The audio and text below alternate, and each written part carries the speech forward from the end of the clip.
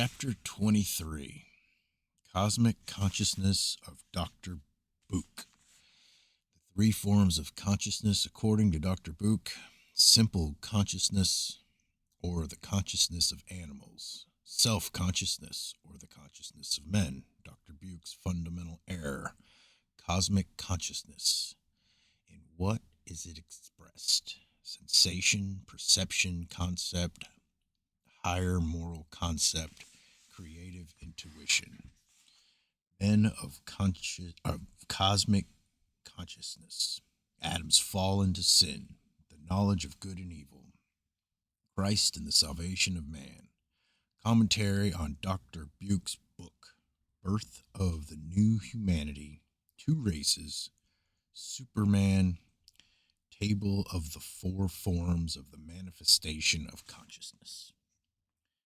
Very many men believe that the fundamental problems of life are absolutely unsolvable, that humanity will never know why it is striving, or for what it is striving, or what it is striving, for what it suffers, or whither it is bound. It is regarded as almost indecent even to raise these questions. It is decreed that we live so that we simply live, thinking of nothing or thinking only of that which yields a solution, on the surface at least. Men have despaired of finding answers to fundamental questions and so have left them alone. Yet at the same time, men are not in the least aware of what really created in them such a sense of insolubility and despair. Whence comes this feeling that it is better not to think about many things? In reality, we feel this despair only when we begin to regard man as something finite, finished, when we see nothing beyond man and think that we already know everything about him. In such form, the problem is truly a desperate one. A cold wind blows on us from all those social theories promising incalculable welfare on earth, leaving a sense of dissatisfaction and chill even when we believe their promises. Why? What is all this for? Well, everybody will be well fed and well taken care of. Splendid. But after that, what? Let us suppose, although it is difficult, almost impossible to imagine, that materialistic culture of itself has led men to a fortunate state of existence. On earth, then, there exists an unadulterated civilization and culture. But after that, what? After that, many resounding phrases of incredible horizons open before science. Communication with the planet Mars, the chemical synthesis of protoplasm, the utilization of the rotation of the Earth around the Sun, energy imprisoned in an atom, vaccine for all diseases, life to the length of 100 years, or even to 150.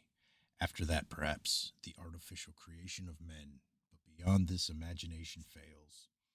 It is possible to dig through the earth, but that would be entirely useless. Here indeed we encounter that feeling of the insolubility of the main questions concerning the aims of existence, and that feeling of despair on account of our lack of understanding.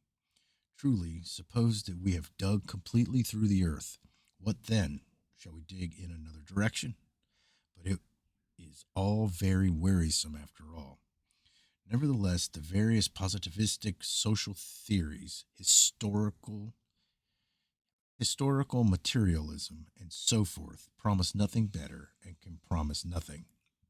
To get any answer at all to such tormenting questions, we must turn in quite another direction, to the psychological method of study of man and of humanity.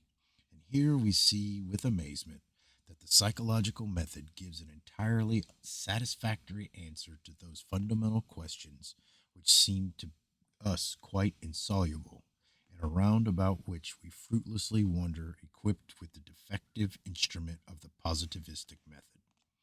The psychological method gives a direct answer at least to the question of the immediate purpose of our existence. For some strange reason, men do not care to accept this answer, and they desire at all costs to receive an answer in some form that they like, refusing to recognize anything that is different from that form.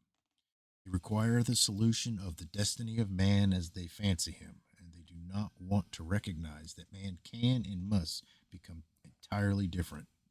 In him there are not as yet manifest those faculties which will create his future. Man must not and cannot remain such as he is now. To think of the future of this man is just as absurd as to think of the future of a child as if it were always going to remain a child. The analogy is not quite complete, for the reason that probably only a small part of humanity is capable of growth, but nevertheless is comparison this comparison paints a true picture of our usual attitude towards this question, and the fate of the greater part of humanity, which will prove incapable of growth, depends not upon itself, but upon the minority which will progress. Only inner growth, the unfoldment of new forces, will give to man a correct understanding of himself, his ways, his future, and give him power to organize life on earth. At the present time, the general concept man is too undifferentiated and includes within himself entirely different categories, those capable of development and those incapable. In men capable of development, new faculties are stirring into life, though not as yet manifest, because for their manifestation they require a special culture, a special education. The new conception of humanity disposes of the idea of equality, which after all does not exist, and it tries to establish the signs and facts of the differences between men, because humanity will need soon to divide the progressing from the incapable of progress, the wheat from the tares, for the tares are growing too fast and choke the growth of the wheat. This is the key to the understanding of our life, and this key was found long ago. The enigma was solved long ago, but different thinkers, living in different epochs, finding the solution, expressed it differently, and often, not knowing one another, trod the same path amid enormous difficulties, unaware of the predecessors and contemporaries who had gone and were going along the self same path. In the world's literature, there exist books, usually little known, which accidentally or by design may happen to be assembled on one shelf in one library. These, taken together, will yield so clear and complete a picture of human existence, its path and its goal, that there will be no further doubts about the destiny of humanity, though only its minor part, but a destiny of quite a different sort from those hard labors of digging through the globe which positive philosophy, historical materialism, and socialism have in store for humankind. And if it seems to us that we do not as yet know our destiny, if we still doubt, and do not dare to part with the hopeless positivistic view of life, it is primarily because men of different categories, having quite different futures, are commingled into one in our perception, and secondarily because the necessary ideas by means of which we might understand the true relation of forces have not won for themselves their rightful place in official science, do not represent any recognized division or branch of science. It rarely possible to find them all in one book, and it is even rarely possible to find books expressing these ideas assembled together. We do not understand many things because we too easily and too arbitrarily specialize. Philosophy, religion, psychology, mathematics, the natural sciences, sociology, the history of culture, art, each has its own separate literature. There is no complete whole at all. Even the little bridges between these separate literatures are built very badly and unsuccessfully, while they are often together absent. This formation of special literatures is the chief evil and the chief obstacle to correct understanding of things. Each literature elaborates its own terminology, its own language, which is incomprehensible to the students of other literatures and does not coincide with other languages. By this, it defines its own limits the more sharply, divides itself from others others and makes these limits impassable. There are movements of thought which strive not in words but in action to fight this specialization. Books appearing which it is impossible to refer to any accepted library classification, which it is impossible to enroll in any faculty. These books are the forerunners of new literature, which will break down all fences built in the region of thought and will clearly show to those who desire to know where they are going and where they can go. Names of the authors of these books yield the most unexpected combinations. I shall not now mention the names of these authors or the titles of these books, but shall dwell only upon the writings of Edward Carpenter and Dr. R. M. Buke. Edward Carpenter, directly and without any allegories and symbols, formulated the thought that the existing consciousness by which contemporary man lives is merely the transitory form of another higher consciousness, which even now is manifesting in certain men after appropriate preparation and training. This higher consciousness Edward Carpenter named cosmic consciousness. Carpenter traveled in the Orient, visited India and Ceylon, and there he found men, yogis, and ascetics striving to achieve cosmic consciousness, and he holds the opinion that the path of cosmic consciousness is already found in the Orient. In the book, From Adam's Peak to Elephanta, he says, the West seeks the individual consciousness, the enriched mind, ready perceptions and memories, individual hopes and fears, ambitions, loves, conquests, the self, the local self, in all its phases and forms, and sorely doubts whether such a thing as an universal consciousness exists. The East seeks the universal consciousness, and in these cases where its quest succeeds, individual self and life thin away to a mere film, and are only the shadows cast by the glory revealed beyond. The individual consciousness takes the form of thought, which is fluid and mobile like quicksilver, perpetually in a state of change and unrest, fraught with pain and effort. The other consciousness is not in the form of thought. It touches, sees, hears, and is those things in which it perceives, without motion, without change, without effort, without distinction of subject and object, but with a vast and incredible joy. The individual consciousness is specially related to the body. The organs of the body are in some degree its organs, but the whole body is only as one organ of the cosmic consciousness. To attain this latter one must have the power of knowing oneself separate from the body, of passing into a state of ecstasy. In fact, without this cosmic consciousness cannot be experienced. All the subsequent writings of Carpenter, and especially his book of free verse, Towards Democracy, deal with the psychology of the ecstatic experiences and portray the path whereby man goes towards the principal aim of his existence, i.e., to new consciousness.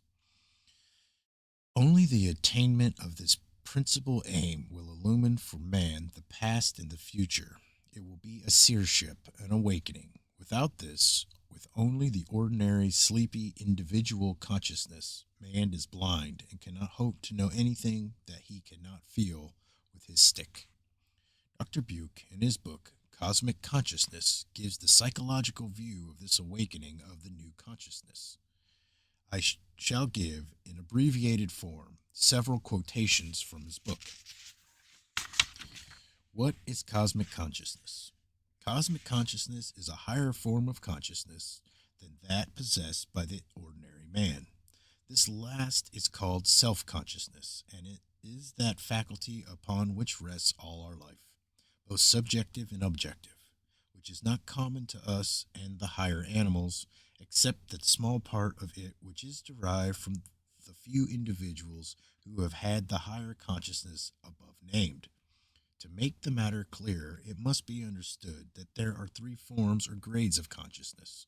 1. Simple consciousness, which is passed by, say, the upper half of the animal kingdom. 2. Self-consciousness, possessed by man in addition to the simple consciousness, which is similar in man and in animals. Cosmic consciousness. By means of simple consciousness, a dog or a horse is just as conscious of the things about him as man is. He is also conscious of his own limbs and body and knows that these are a part of himself. By virtue of self consciousness, man is not only conscious of trees, rocks, water, his own limbs and body, but he becomes conscious of himself as a distinct entity apart from all the rest of the universe. It is as good as certain that no animal can realize himself in that way. Further, by means of self consciousness, man becomes capable of treating his own mental states as objects of consciousness. The animal is, as it were, immersed in his consciousness as a fish in the sea. You cannot even imagine get outside of it for one moment so as to realize it.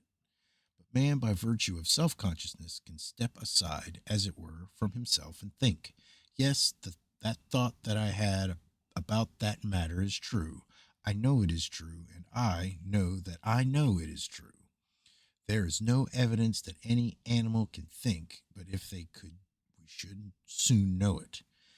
Between two creatures living together as dogs or horses and men, and each self conscious, it would be the simplest matter in the world to open up communication.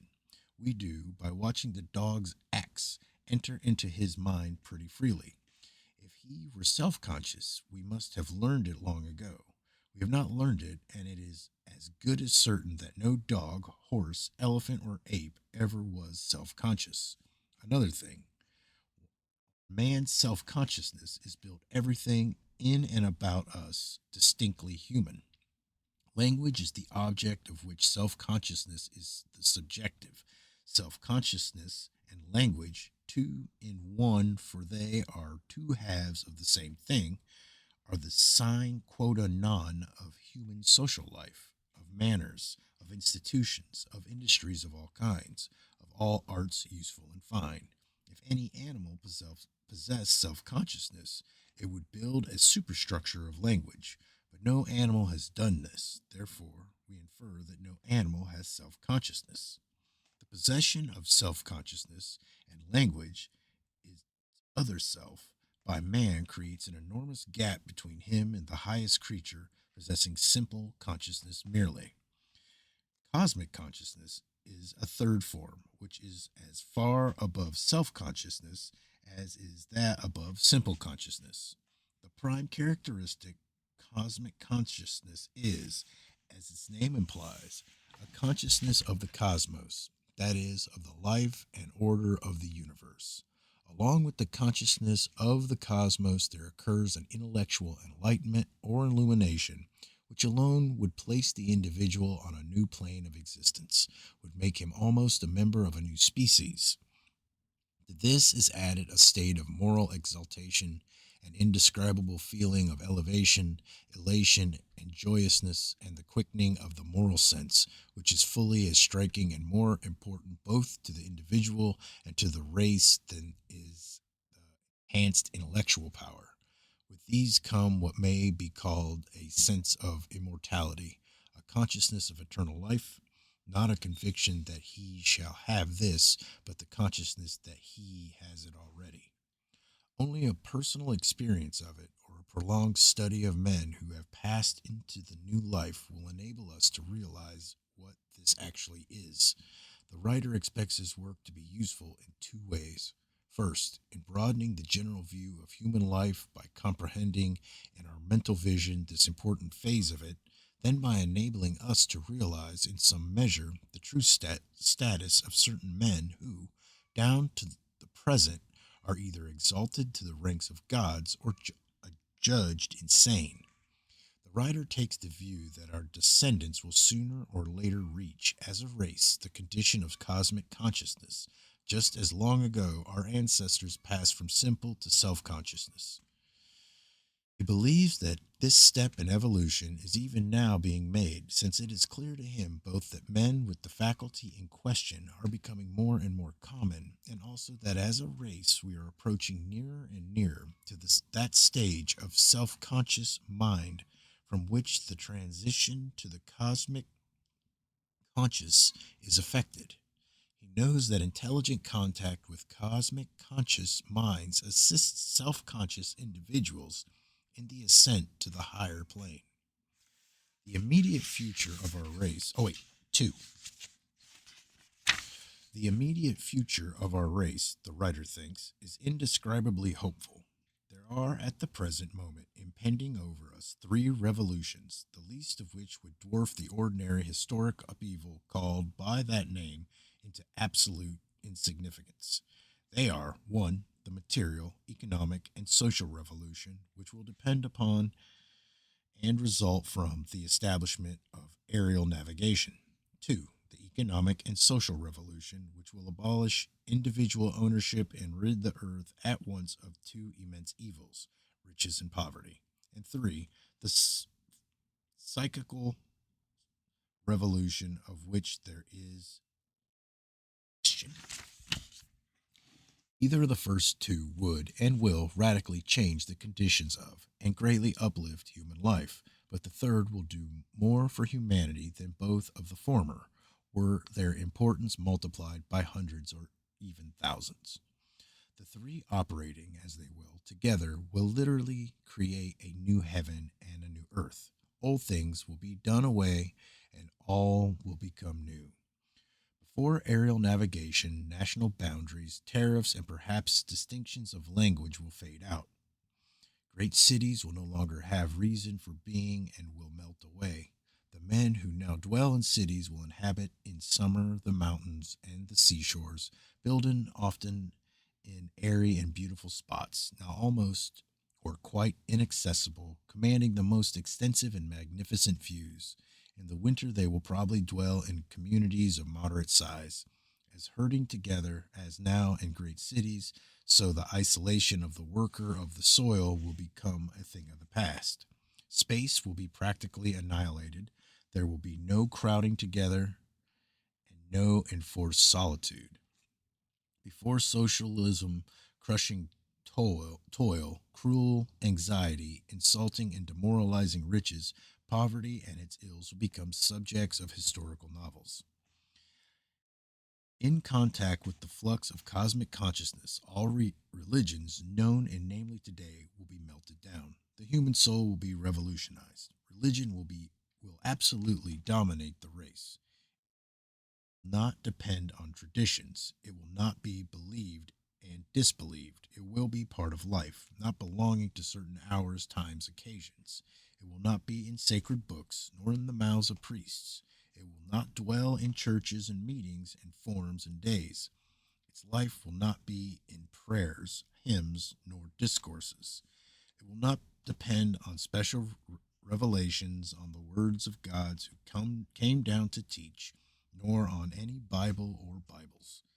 It will have no mission to save men from their sins or to secure their entrance to heaven. It will not teach a future immorality nor future glories, for immorality and all glory will exist in the here and now. Mortality. Sorry. The future immortality, nor future glories, for immortality and the glory will exist in the here and now. Big difference. The evidence of immortality will live in every heart as sight in every eye. Doubt of God and of eternal life will be as impossible as is now doubt of existence. The evidence of each will be the same. Religion will govern every minute of every day of all life. Churches, priests, forms, creeds, prayers, all agents and intermediaries between the individual man and God will be permanently replaced by direct, unmistakable intercourse. Sin will no longer exist, nor will salvation be desired.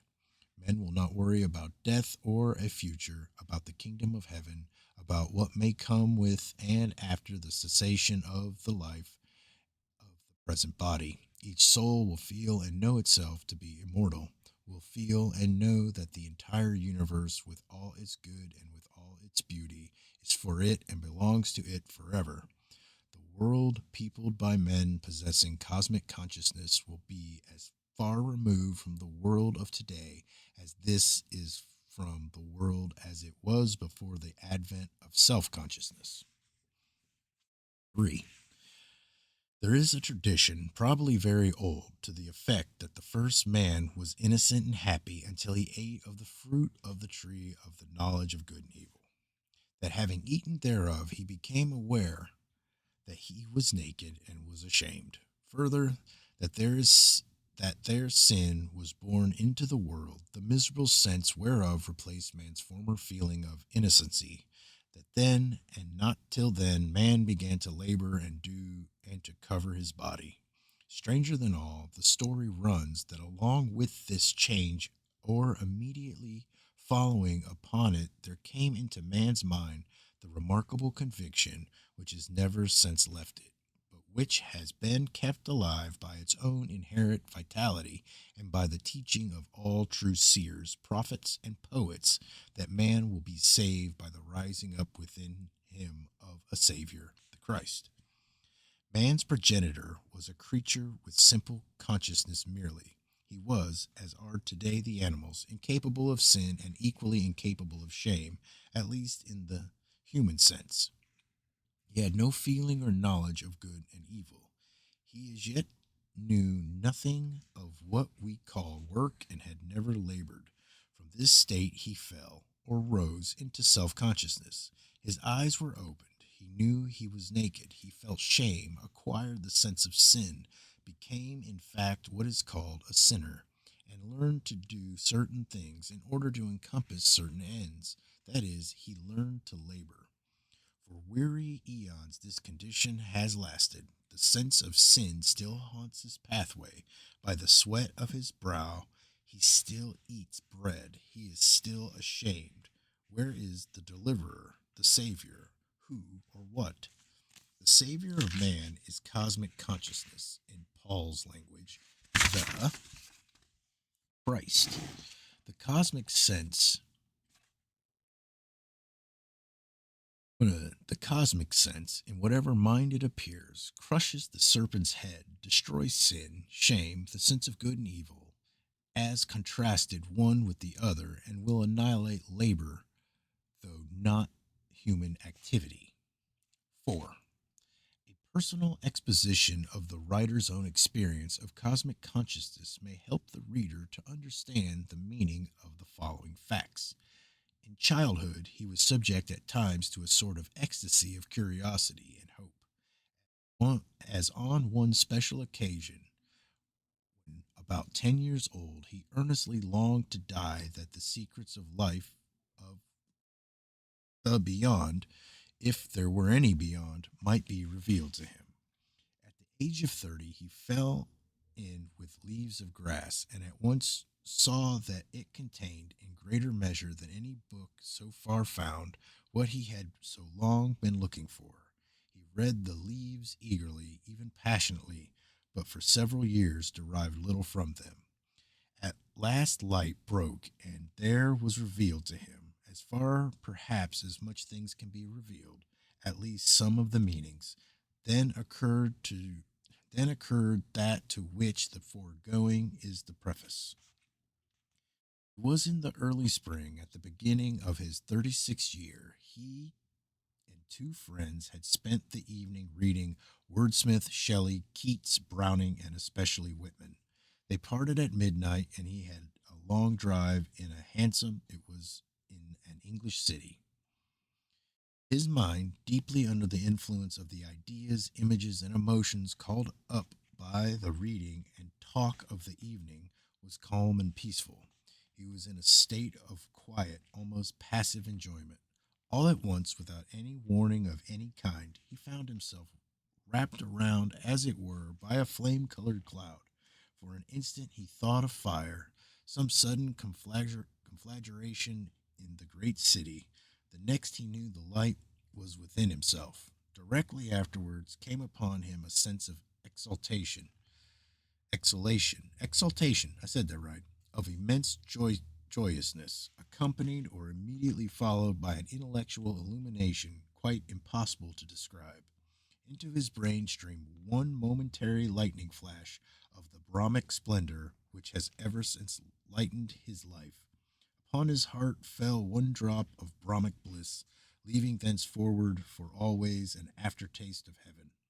Among other things he did not come to believe, he saw and knew that the cosmos is not dead matter, but a living presence.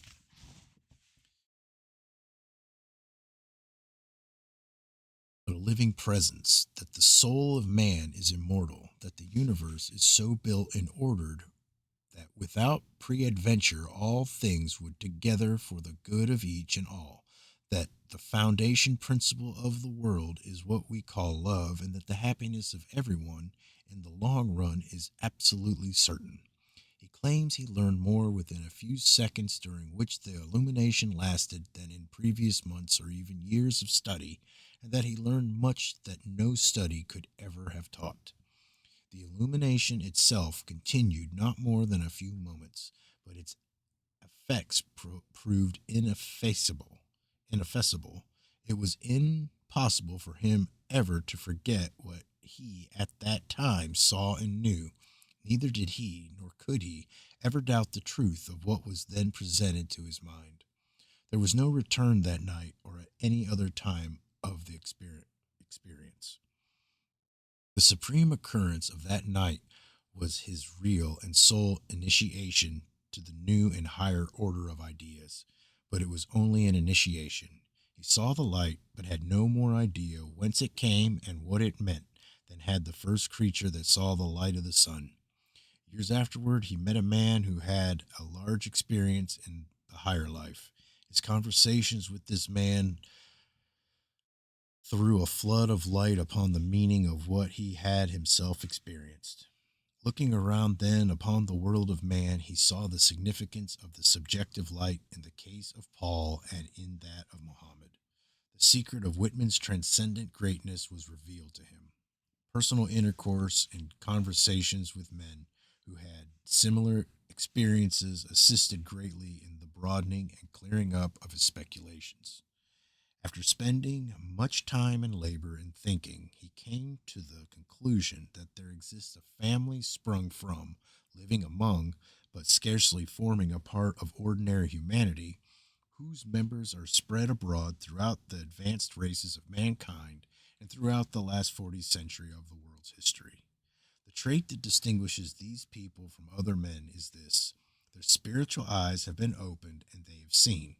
The better known members of this group, who, if they were collected together, could be accommodated at all at one time in a modern drawing room, have created all the great modern religions, beginning with Taoism and Buddhism.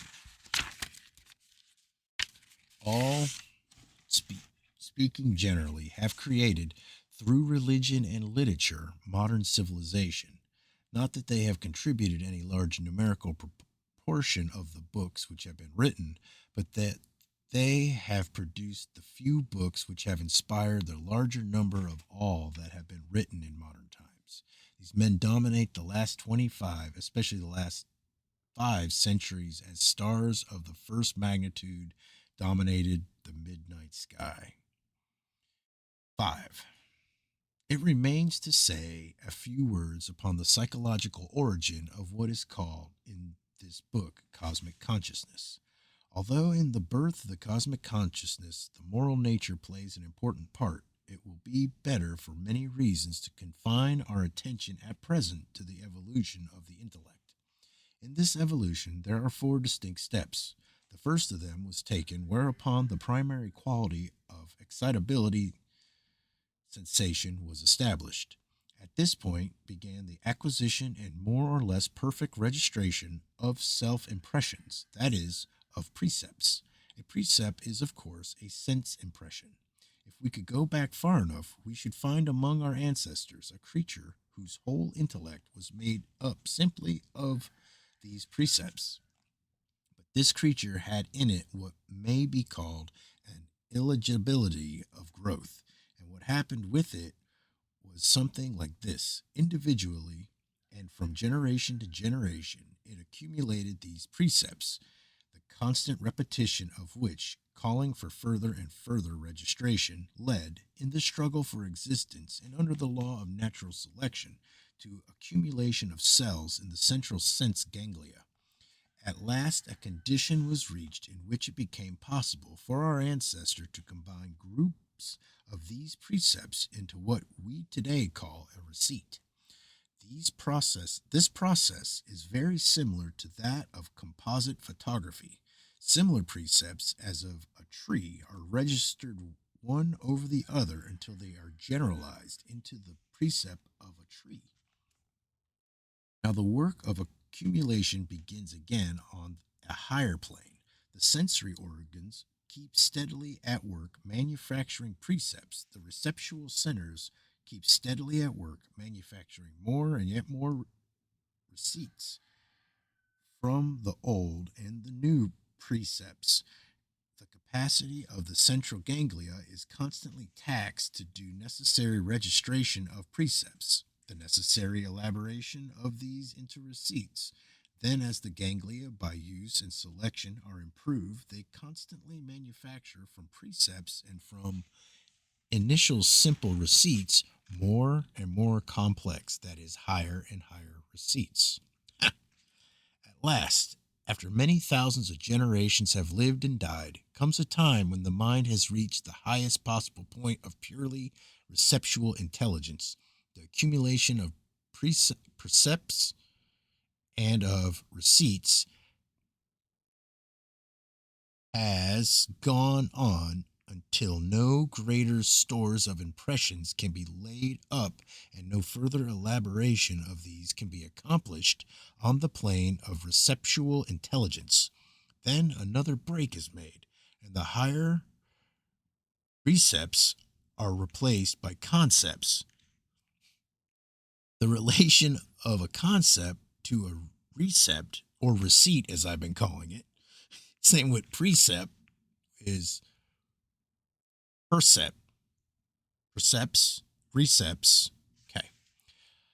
Recept is a composite image of hundreds, perhaps thousands of percepts. It is itself an image abstracted from many images, but a concept is that same composite image, the same recept named, ticketed, and, as it were, dismissed. A concept is in fact neither more nor less than a named recept. The name that is the sign as in algebra, standing henceforth for the thing itself, that is, for the recept. Now it is clear as day to anyone who will give the least thought to the subject that the revolution by which concepts are substituted for recepts increase the efficiency of the brain for thought as much as the introduction of machinery increases the capacity of the race for work, as much as the use of algebra increases the power of the mind in mathematical calculations. To replace a great cumbersome recept by a simple sign was almost like replacing actual goods as wheat, fabrics, and hardware by entries in the ledger. But, as hinted above, in order that a recept may be replaced by a concept, it must be named, or, in other words, marked with a sign which stands for it. Just as a check stands for a piece of goods, in other words, the race that is in possession of concepts is also, and necessarily, in possession of language. Further, it should be noted, as the possession of concepts implies the possession of language, so the possession of concepts and language, which are in reality two aspects of the same thing, implies possession of self consciousness. All this means that there is a moment in the evolution of mind when the receptual intellect, capable of simple consciousness only, becomes almost or quite instantaneously a conceptual intellect in possession of language and self consciousness. Our intellect, then, today, is made up of a very complex mixture of precepts, no, percepts, recepts, and concepts. The next chapter in the story is the accumulation of concepts. This is a double process. Each individual accumulates a larger and larger number, while the individual concepts are becoming constantly more and more complex. Is there to be any limit to this growth of concepts in number and complexity? Whoever will seriously consider that question will see that there must be a limit. No such process could go on to infinity. We have seen that the expansion of the perceptual mind had a necessary limit, that its continued life led inevitably up to and into the receptual mind, that the receptual mind by its own growth was inevitably led up to and into the conceptual mind. A priori considerations make it certain that a corresponding outlet will be found for the conceptual mind. But we do not need to depend upon abstract reasoning to demonstrate the necessary existence of the supraconceptual mind, since it exists and can be studied with no more difficulty than other natural phenomena. The supraconceptual intellect, the elements of which, instead of being concepts, are institutions, is already, in small numbers, it is true, an established fact, and the form of consciousness that belongs to that intellect may be called, and has been called, cosmic consciousness. The basic fact in cosmic consciousness is implied in its name. The fact is consciousness of the cosmos. This is what is called in the East the Brahmic splendor, which is, in Dante's phrase, capable of transhumanizing a man into a god. Whitman, who has an immense deal to say about it, speaks of it in one place as ineffable light, light rare, untellable, lighting the very light beyond all signs, description, languages. This consciousness shows the cosmos to consist not of dead matter governed by unconscious, rigid, and unintending law. It shows it, on the contrary, as entirely immaterial, entirely spiritual, and entirely alive. It shows that death is an absurdity, that everyone and everything has eternal life. It shows that the universe is God and that God is the universe.